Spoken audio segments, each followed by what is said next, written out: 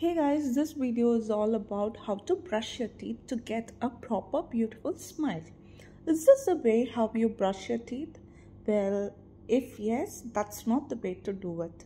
If you're having bleeding gums or any kind of issue with your gums or tooth pain, this is the best way to brush your teeth. Make sure you're using a soft toothbrush and always use upward strokes so that you are removing the debris easily.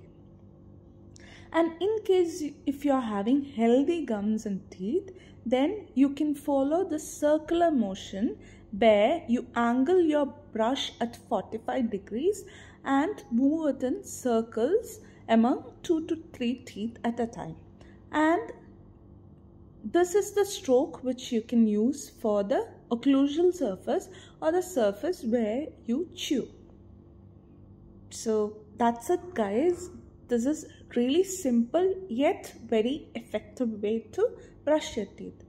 Thank you for watching and subscribe for more.